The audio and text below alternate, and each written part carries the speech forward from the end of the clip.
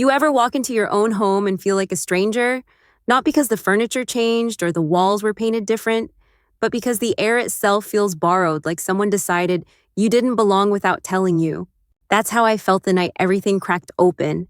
I didn't turn on the lights. I didn't need to.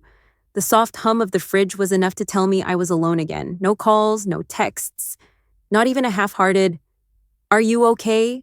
from the people who claim to be family. I leaned against the kitchen counter for a while, my cheeks still stinging from the slap. I wasn't crying. I wasn't angry. Not yet. I just felt hollow, like I'd been erased without anyone bothering to ask. I wandered into the bathroom, flicked on the mirror light, and caught sight of myself. The redness on my cheek had already started to fade, but the look in my eyes that didn't fade so easy. I looked older than I remembered. Not in the way birthdays age you, but in the way silence does. In the way betrayal puts years in your bones. There was a hair clip sitting on the sink. Silver, slightly tarnished. I'd worn it to the hearing like I always did when I needed to feel stronger than I felt. It wasn't just an accessory, it was a relic. My grandfather gave it to me when I was 12. Back when summers were measured by pie crusts and roof repairs, not legal battles and forged documents. I still remember the day he gave it to me. We were sitting on his porch swing, creaking beneath us like an old dog sighing. He had a paper napkin folded tight in his calloused hands. "I don't got much for girls," he said, "but every young woman deserves something shiny." Inside was that clip. Simple, solid. He said I'd earned it every nail I held, every splinter I ignored, every burnt pie I helped bake. He said people might forget what I'd done, but he wouldn't. And more than that, he told me never to let anyone push me out of that house. Not because you're the baby, he said, but because you showed up when they didn't. I hadn't thought about that moment in years. Not until that night standing in a bathroom that smelled like lavender soap and old arguments. Then came the knock. Soft, steady, not urgent. I peered through the peephole and saw Mr. Alvarez, our next-door neighbor, for as long as I could remember. He looked smaller than I remembered, but his voice was the same rasp that always sounded like it carried too many winters. "Evening, Mara," he said. "Didn't want to call. Figured I'd just come by." He held out a tin of pink conchas, my favorite, and a manila envelope that looked like it had aged 10 years, waiting for the right hands. "You want to come in?" I asked. "I'll just stay a minute," he said, easing into the kitchen chair like his bones had memorized its shape. He placed the envelope on the table. "Your grandpa gave me this, told me to hold on to it, said if things ever got messy, I'd know when to give it to you." My fingers shook as I opened it. A letter, dated 6 weeks before Grandpa passed. The handwriting was unmistakable curved letters with little flourishes, uneven but steady. "Mara, if this is in your hands, it means they did what I feared they might. I want you to know I changed the will. The house is yours. I filed it with my attorney. You'll find the backup copy under the drawer in the study where we kept the farm ledgers. They may try to say otherwise, but don't let them. You earned this. You stayed. You showed up. Don't let their noise drown out the truth. Grandpa Luis." My throat tightened. Mr. Alvarez was watching me gently, like he wasn't sure if he should speak or just let the silence settle. "He saw you, Mara," he said. "Always did. Called you the quiet backbone." He stood, patted his knees. "You ever need help, you know where I am." When the door closed, the silence in the apartment didn't feel so empty anymore. I walked to my bookshelf, pulled down the small lockbox where I kept old receipts and forgotten tax forms. There, wedged between a Target return slip and a grocery list, was my signature, Mara J. Solless. I grabbed the court document from that morning, the one where they'd tried to erase me, and there it was, Mara T. Solless. T. I'd never used a T in my life. I dug deeper. Bank statements, college ID, lease agreement, all said J. They hadn't even tried that hard. They forged my name, not even well. But that wasn't the worst part. They used that lie to erase me. And now I was going to remind them who I was. If you've ever been underestimated, if someone's ever tried to write you out of your own story, drop your city and time zone below, let me know you're listening, because I promise you the quiet ones. We don't stay quiet forever. Like, comment, subscribe. The story continues now. The next morning, I didn't wake up, I rose. There's a difference. Waking up is passive, something that happens to you. Rising is a choice. And that day, I chose to rise into the kind of clarity that only comes after a night of seeing your whole life from the wrong side of a one-way mirror. I skipped breakfast. My stomach still twisted from the weight of the envelope. Instead, I stood in the center of the study, the one Grandpa used to call the ledger room, and dropped to my knees. Dust clouded the air as I pulled the drawer open, just like he'd said. Beneath the false bottom, past a stack of zoning permits and old tobacco coupons, I found it. The real will. His signature. My name. Not just listed, but underlined. Myra Juliana Solless. Not T, never T. I pressed my palm to the paper as if that could make it speak louder, carry the weight it deserved. But deep down, I knew paper wasn't enough. Not when the people who lied were willing to do it under oath. Not when they thought silence would protect them. I sat back against the wall and stared at the spot where the sunlight hit the carpet just right. That room used to be a sanctuary, a place where Grandpa would sip coffee and hum old ranchero songs while filling out logs in pencil. The pencil always made me laugh. Inks for lawyers, he'd say, but pencils for truth, because truth always changes shape before it sets. He wasn't a sentimental man. He didn't tell bedtime stories or keep scrapbooks, but sometimes, when he thought no one was listening, he'd say things that stitched themselves into your bones. That summer when I turned 12, he let me stay on the farm for 3 whole weeks, not because it was convenient, but because I asked, because I wanted to learn. While my cousins were off at beaches or drama camps, I was waking up at 5 a.m. to haul bags of feed and sweep dusty barns. He never praised me directly, that wasn't his style, but he noticed. I knew he did. One evening after we patched a hole in the roof and baked a lopsided apple pie, he handed me a napkin, folded twice, inside a simple silver clip. "I ain't got much for girls," he said, "but you ain't just any girl." I was stunned, thought it was a joke at first. Then he said something I'd never forget. "They'll forget the hours you held ladders, the pies you burnt, the silence you kept. But this," he tapped the clip, "this is me saying I remember. And when I'm gone, don't let them act like you never mattered.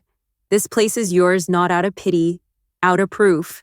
He'd never talked to me like that before. I think he knew even then what was coming. Now, sitting in the same room, older and less sure than I'd ever admit, I clutched that clip like a compass. My phone buzzed. A message from an unknown number. "You're making this harder than it has to be. Let it go." No name, no greeting, just a threat dressed up as advice. I didn't reply. Instead, I grabbed a folder, tucked the will inside, and took the L train across town. The probate office sat across from a playground which felt cruel in its contrast, kids laughing, while families like mine sharpened their knives behind closed doors. Inside, I met with Clerk Hammond. Gray mustache, warm eyes, but a face that had seen too many ugly truths behind family crests. "I need to check a public probate file," I said, placing the request form on the counter. "Louise Solless." He raised an eyebrow. "Your relation?" "My grandfather." He hesitated. "And you're not listed as a beneficiary?" "No," I said, "but that's why I'm here." He didn't ask more, just nodded and disappeared into the back. 5 minutes later, he returned with a slim file. Inside, the version of the will they'd submitted. There it was again, Myra T. Solless. Fake name, fake signature, fake date. But the notary stamp, that's what stopped my breath. Dated April 14th, 3 weeks after my grandfather had been buried. They hadn't just erased me. They had dragged his memory into the lie, made him a posthumous accomplice in their theft. I closed the folder, slowly pushed it back to Clerk Hammond and whispered, "Thank you." He didn't say much, just gave a subtle nod that seemed to say, "I see what you're carrying." Outside, the city felt sharper. I wandered into a diner I hadn't visited in years. Same cracked booth, same waitress in a Cubs cap. "Mara," she asked. It took me a second. "Gwen." She grinned. "Wow, it's been forever. Be right back." She returned with a mug of coffee I hadn't asked for, and a look that held too much understanding. "I saw the video," she said. "That slap wasn't just about the will, that was about you forgetting your place." I stared at her. She leaned in. "You were always quiet. They loved that about you, because it meant they got to be louder." I swallowed. "I'm not quiet anymore." Gwen smiled. "Then they've got a problem." When I left, she handed me my check wrapped in a folded napkin. "Just like your grandpa used to," she said. I didn't tell her how much that mattered. Some symbols don't belong to the past. They belong to the war ahead. Have you ever been the quiet one, the one people overlook until it's too late? Drop your story in the comments. I read every single one. And if this resonates, subscribe and share it with someone who needs to be reminded. The ones who show up silently often carry the loudest truths. By the time I got back to my apartment, dusk had settled like dust over the city. That blue hour light, the kind that makes everything feel a little lonelier, poured through my windows, catching on the floating motes in the air. I didn't turn on the lights right away. Instead, I set the folded napkin Gwen gave me on the table beside the old tin where I kept keepsakes from Grandpa. The hair clip, a train ticket from our last outing, a receipt for lemon pie from that cafe he loved. Small things, weightless things, but together they felt like armor. Then I opened the envelope from the study again. The will inside was real. It was dated, notarized, signed with Grandpa's full name and that distinctive slant only his handwriting had. But something inside me whispered it might not be enough. Not yet. I needed more. I needed the kind of truth that couldn't be buried under a pile of forged papers or silenced by family titles. So I called her. Aunt Marla, I said when the phone picked up. A pause. Then her voice came through like gravel and wind chimes. Mayra. I found something from Grandpa. She didn't say anything at first. Then softly I knew they'd try to cut you out. She didn't ask how I was, didn't offer small talk. Instead, she said, "Come by tomorrow. I have something of his you should see." The next morning, I took the long way to her place, not because it was out of the way, but because I needed time to breathe, time to prepare for whatever I was about to uncover. Aunt Marla lived in the kind of house people drove past without noticing, low roof, overgrown garden. But the moment I stepped inside, I smelled cedarwood and familiarity. She didn't hug me, didn't need to. Instead, she handed me a navy blue binder with frayed edges. "He gave me this the day before he passed," she said, "told me to keep it safe, told me to wait for the one who'd come with the right question." I sat down on her couch and opened it. Inside, folded neatly between pages of property records and hospital receipts, was a document titled Revocable Trust, Solless Estate. Dated, signed, witnessed by Grandpa and me. My full name, my correct name, not T, but Juliana. I flipped to the last page, a yellowed post-it stuck to the corner in his handwriting. This is the one who stayed, who held me when I forgot the names, who called the nurse when no one else showed up. This is who carries me now. I didn't cry, not then, because something else caught my eye. Hospital records, payment logs, itemized charges, and beside each wire transfer receipts from my bank account. I remembered now. That night I called billing from my studio apartment. The night no one else picked up their phone, I told the clerk, yes, charge it. No, I don't need a receipt. Because I thought that's what love looked like. Quiet, thankless, and immediate. He remembered. All those months I thought no one saw. He did. Aunt Marla sat across from me sipping tea she hadn't touched.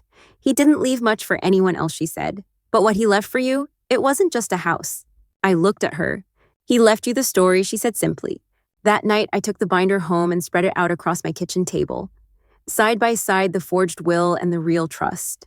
One as hollow as its lies, the other thick with truth. I printed every supporting file, each receipt, each notarized signature, each metadata tag from the scanned documents. Then I opened a blank affidavit form on my laptop, and I began to write.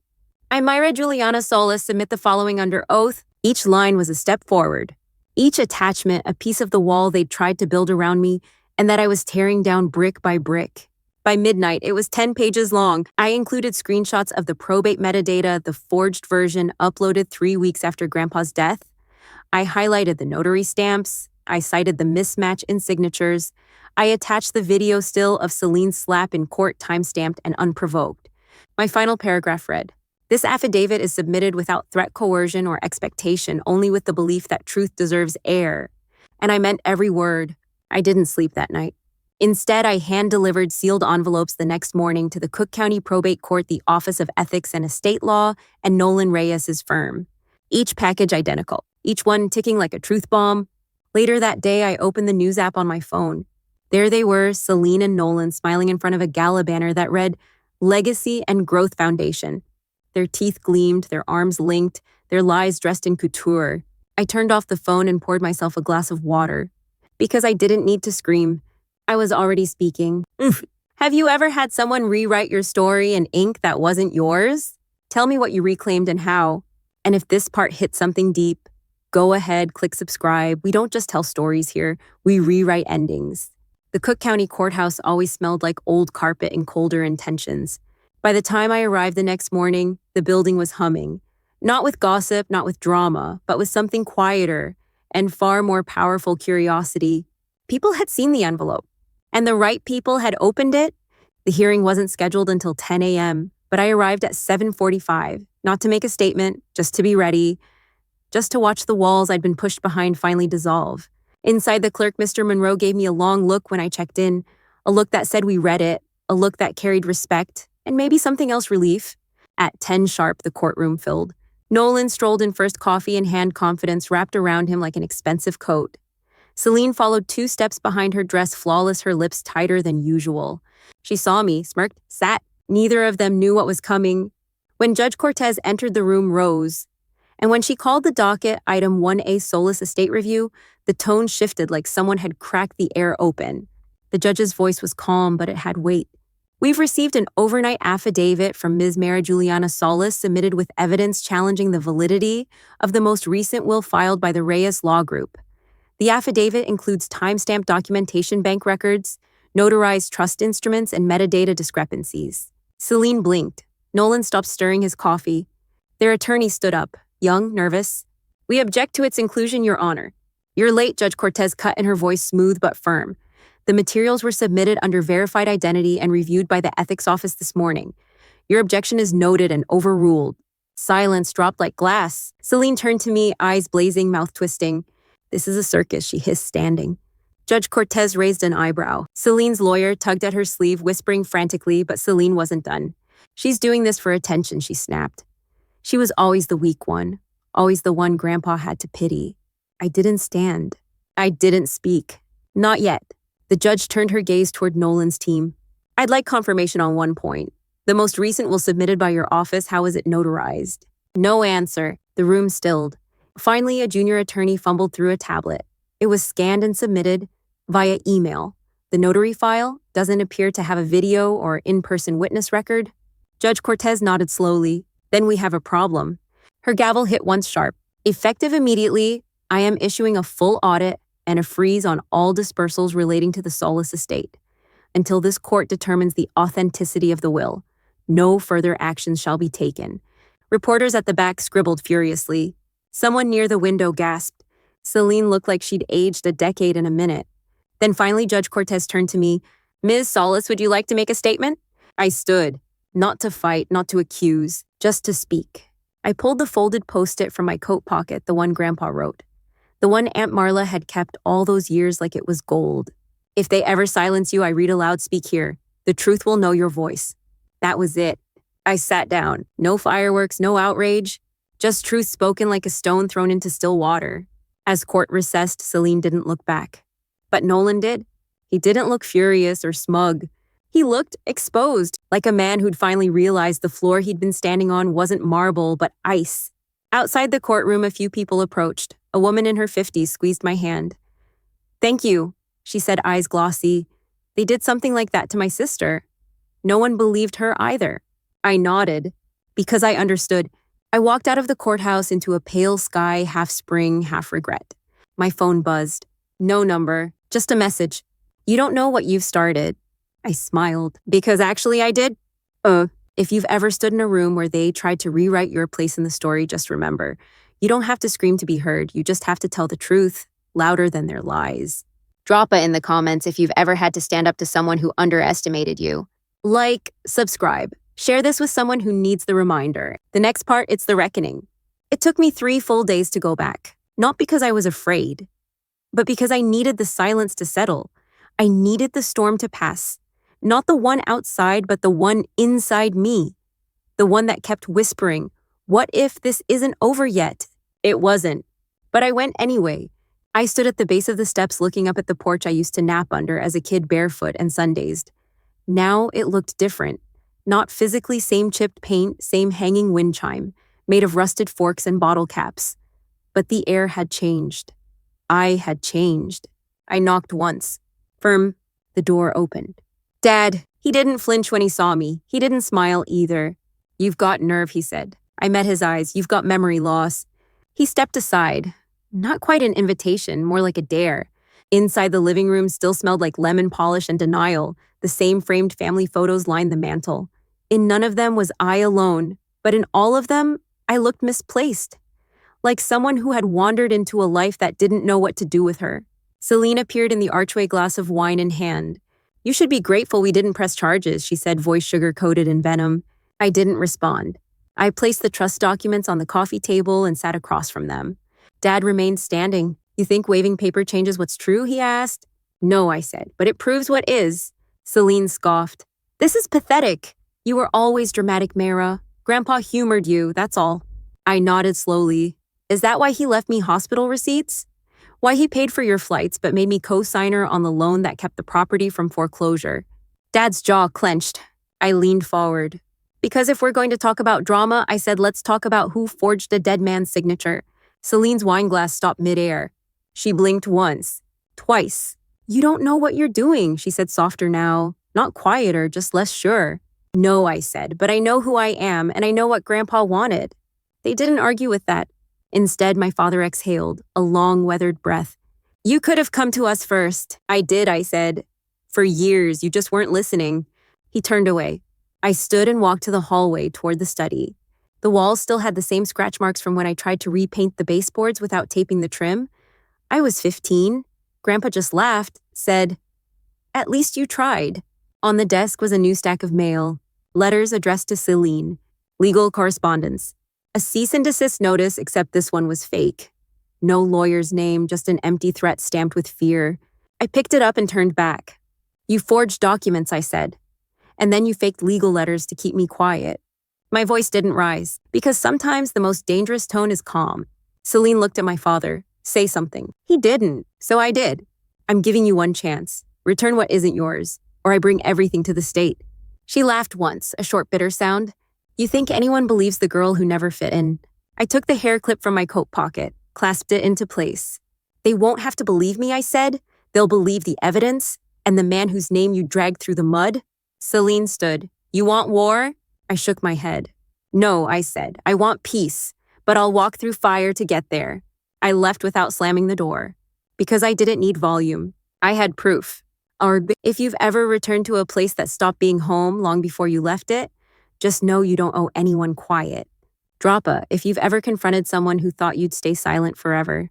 Subscribe for the next chapter. It's the one where I take their lies and light them up with truth.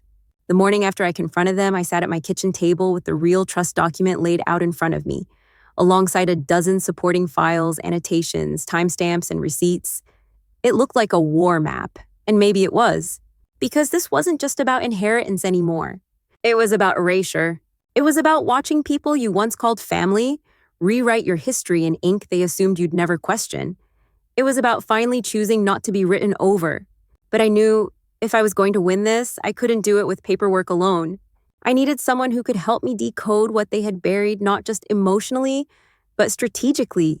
So I made a call, not to a lawyer, to Miriam. She was the courthouse archivist, the woman who used to sneak me hard candies when I tagged along with Grandpa to zoning hearings. She'd known our family for decades, quiet, sharp, unimpressed by theatrics. The kind of woman who remembered what happened and how it should have happened. Miriam, I said, when she picked up, I need to compare two files, one from the standard estate docket and one from the registrar's back channel. She didn't ask questions. She just said come early, before lunch. When I arrived, she was already waiting with a pot of oversteeped tea and a tired smile. I always thought you were the one with backbone, she said, gesturing to a side room reserved for deep audits. Let's see what they buried. We worked in silence for over an hour. She pulled the digital records while I laid out the hard copies from Aunt Marla's binder. There, side by side, it became painfully clear. The forged will had been uploaded manually 2 weeks after Grandpa's death through a registrar's private login. No notary verification attached, no chain of custody logged. Just a scan. Meanwhile, the trust document we held date-stamped from the week before he passed. Notarized, witnessed, digitally archived by a third-party paralegal firm with a paper trail as long as my whole college transcript. This isn't just messy, Miriam said, narrowing her eyes. This is inside job dirty. I looked up. What do you mean? She turned her screen. Only 2 people had back-channel access at the time this was uploaded. One of them an assistant who happens to be Nolan Reyes' niece. I didn't need to ask how Miriam knew. She always knew. You gonna blow this up, she asked. I stared at the glowing monitor, my own name misspelled on a forged legal document, and nodded. Not just blow it up, I said. I'm going to make sure the ashes tell the story. Before I left, she printed an authentication certificate for the original trust's metadata and signed it under penalty of perjury. This alone could get the whole will thrown out, she said, pressing the paper into my hands. Then we start here, I replied. I walked home slowly, not because I was tired, but because the weight of clarity is different from the weight of fear. Clarity has purpose. I passed by the neighborhood laundromat, the diner Gwen worked at, the flower shop Grandpa used to stop by on Sundays for a single carnation. Everything was still there, but it all felt different now, like the world had finally caught up to what I'd always known deep down. I had been the one holding this family's legacy together while they dressed their guilt up as authority. When I got back to my apartment, a letter was taped to my door. No return address, just a printed threat. Cease all actions or face legal consequence. Reyes Legal Team. No seal, no lawyer signature, no court docket number, a bluff, and a sloppy one. They thought fear would stop me. They forgot I'd been afraid before, and I kept going anyway. Inside, I laid the threat next to the forged will. It made a fitting pair, one lie, trying to protect another. I reached for my laptop and updated my affidavit. Added a new section, documented intimidation tactics, including falsified legal threats and unauthorized entry into my apartment by a known family member. Then I uploaded the newest files to the court's secure submission portal this time, marking them for confidential judicial review. I scheduled delivery to the ethics committee, the probate judge, and Nolan's firm. All 3 envelopes were sealed, stamped, scheduled for 8 a.m. the next morning. Then I waited, not for permission, for the sound of impact. Because the truth, it doesn't shout. It arrives fully formed and demands attention. If you've ever been threatened into silence, I want you to hear this. The louder they threaten, the closer you are to something they fear.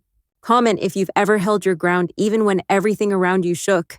Subscribe now, the next chapter's where the foundation starts to crack. The morning came soft and gray like the sky was holding its breath.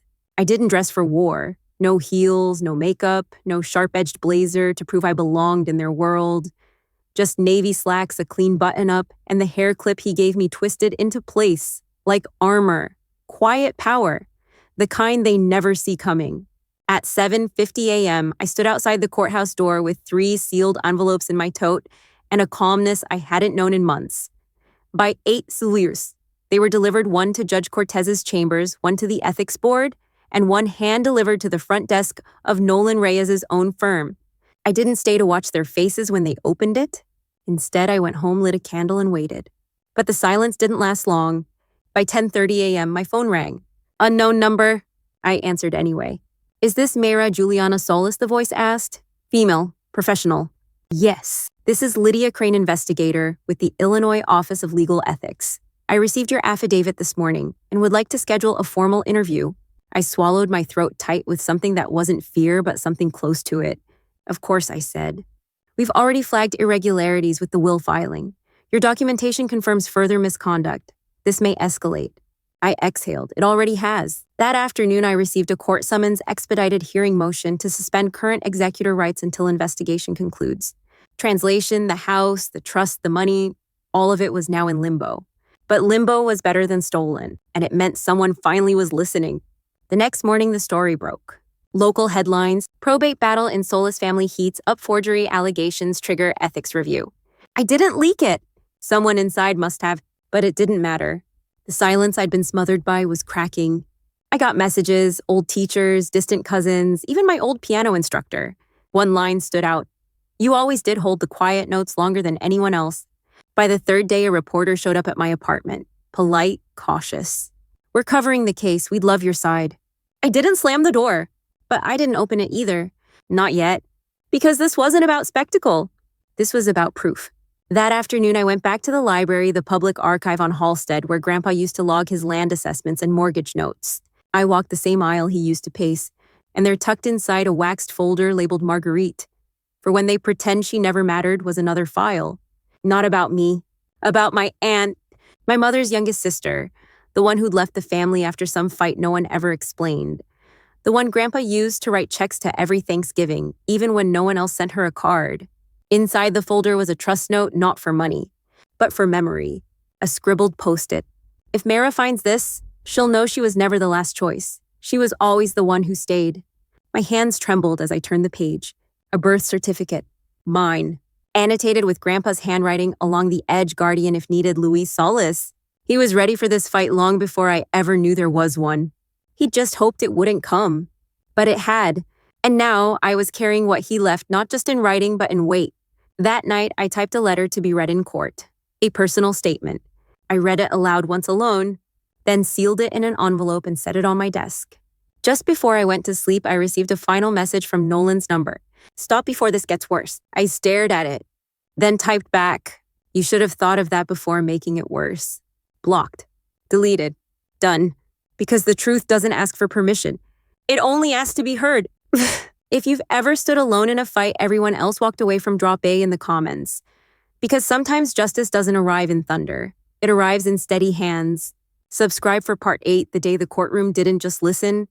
It echoed. They say the truth will set you free. What they don't say is how loud it gets before that freedom arrives. That morning, the courthouse parking lot looked like a press conference.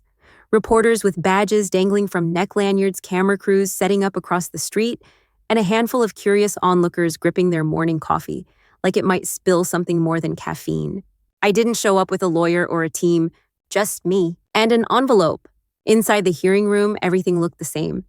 Same oak benches, same dusty curtains, same Judge Cortez, sitting at the bench like she hadn't already changed the trajectory of my life once before.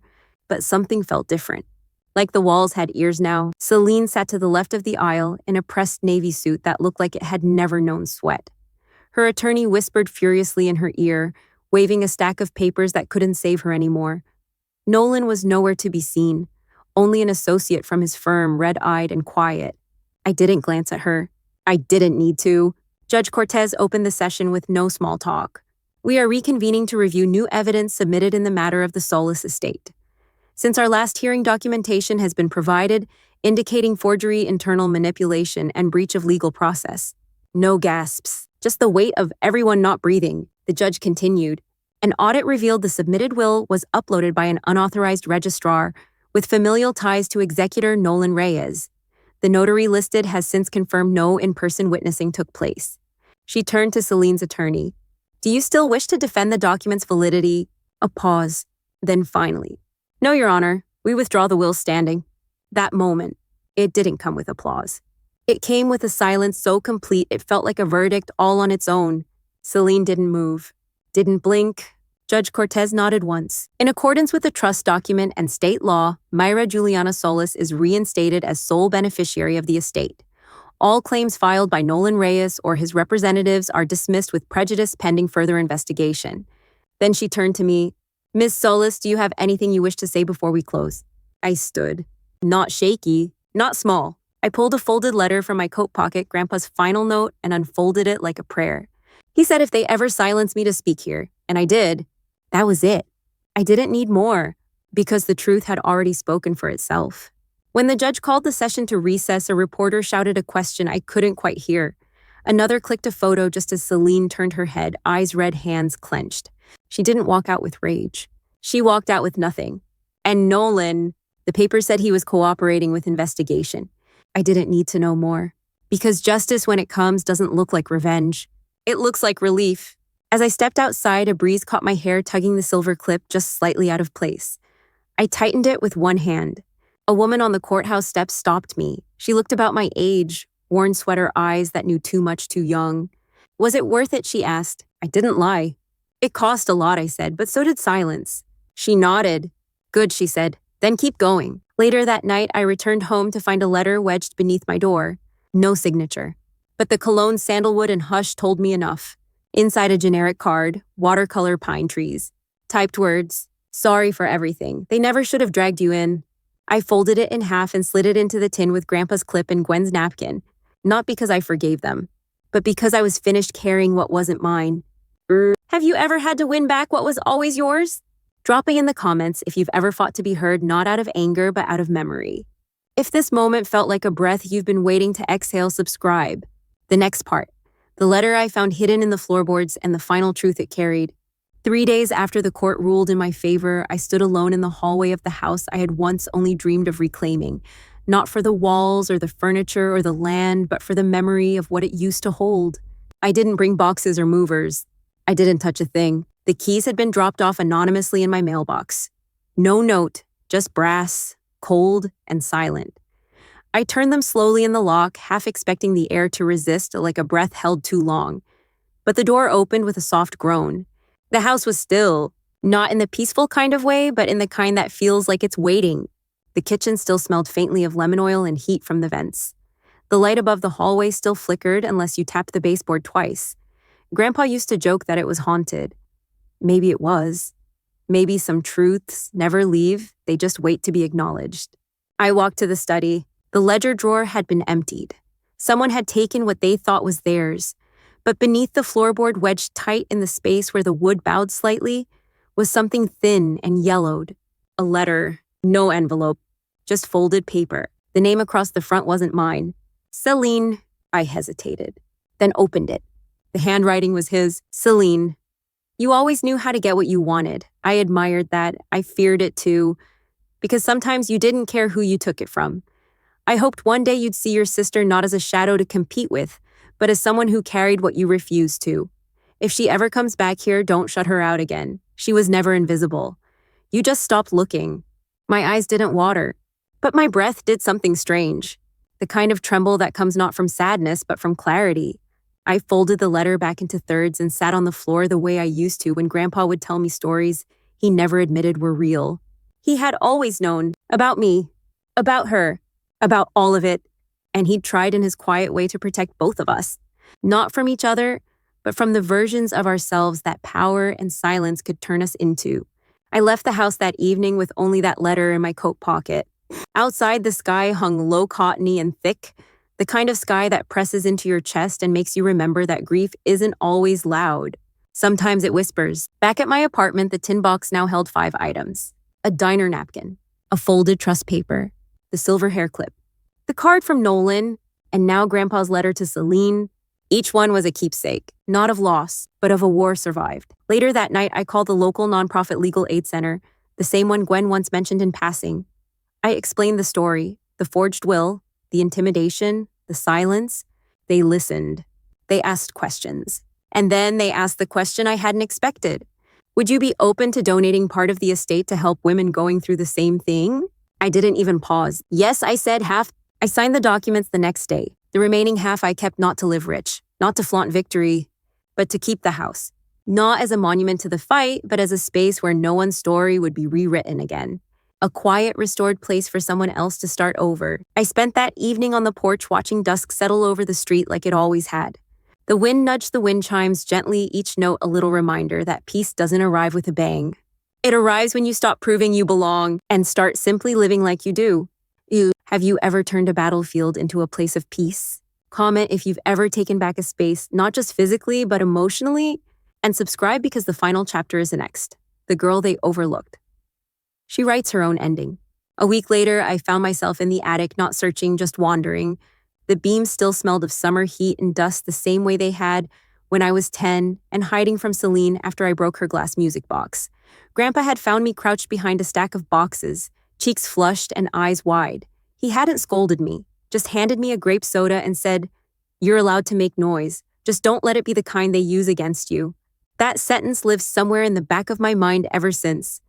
Like a knot in a favorite sweater, always there, even when I wasn't looking. The attic hadn't changed much. Faded quilts, a few cracked trunks, old tax folders. But tucked in one corner beneath a moth-eaten tarp, I found something I didn't know was missing: an old sketchbook. Grandpa's. He wasn't an artist, but he drew anyway. Mostly rough pencil lines, tools, barns, a squirrel he'd been trying to keep out of the feeder. But halfway through, I found it. A sketch of a girl. Hair wild, feet bare, sitting cross-legged on the porch step, a grape soda beside her. Her mouth was open mid-laugh. Her eyes, mine, were looking out. He'd drawn me. On the bottom in faint pencil, he'd written one sentence. The one who stayed. I sat down on the attic floor and let the silence wrap around me, not as weight, but as warmth. Because I understood now, this house, this fight, this legacy, it was never about ownership. It was about voice, about space, about the quiet kind of love that doesn't need to be loud to be true. Later that day, I received an email from the nonprofit's director. They'd already begun the paperwork to establish the Louise Solless Foundation, a legal assistance fund for women contesting fraudulent wills or estate abuse. The first case had already come in. A nurse whose sister tried to claim their mother's house after changing medical records. She reminded me of you, the director wrote. Quiet, steady, underestimated. I smiled, the kind that doesn't split your face but settles in your chest. That night, I lit the last candle from Grandpa's old stash, the kind he used to burn when the power went out. Vanilla and cedar. I taped his final post-it above my desk. She was always the one who stayed. And underneath it, I added my own. And now she speaks. Then I opened my laptop and wrote something I never thought I would. My story, every detail. Not for revenge. Not to go viral. But for the next girl who finds herself standing in front of a locked door, wondering if she has the right to knock. She does. So do you. If you followed this story all the way here, thank you. Drop it in the comments if you've ever felt forgotten then bloomed anyway. And before you go, like this video if you've ever held your ground. Share it with someone who needs to be reminded they're not alone. Subscribe because we tell stories here, not for noise, but for truth. I'll see you in the next one. This wasn't just a story about forged signatures, legal battles, or a stolen inheritance. It was a story about being erased and choosing to write yourself back in. For years, Juliana Solless carried the weight of being overlooked. The quiet daughter, the forgotten heir, the one everyone assumed would stay silent while others rewrote the family narrative. But what they forgot was that the quiet ones remember everything. Every pie baked every roof, repaired every night spent beside a hospital bed when no one else showed up. They thought they could steal her name, her future, her place. What they didn't know was that Mara had proof. And more importantly, she had clarity. Through handwritten letters, hidden trust documents, and the steady support of those who saw her worth, she didn't just win a courtroom decision. She reclaimed a legacy built not on power, but on presence. Now, the house that once silenced her voice stands as a refuge for others. Half the estate funds a legal aid foundation in her grandfather's name. The rest remains with her not as revenge, but as restoration. This is not just her story, it's ours. To everyone who has ever been overlooked, dismissed, or silenced, your voice matters. Your truth matters. If this story moved you even just a little, drop a comment with your city and time zone. Share your story no matter how small it feels. Like, subscribe, and send this video to someone still finding their voice. Because here we speak for those who stayed. And for those just learning how. Thank you for listening. We'll see you in the next chapter.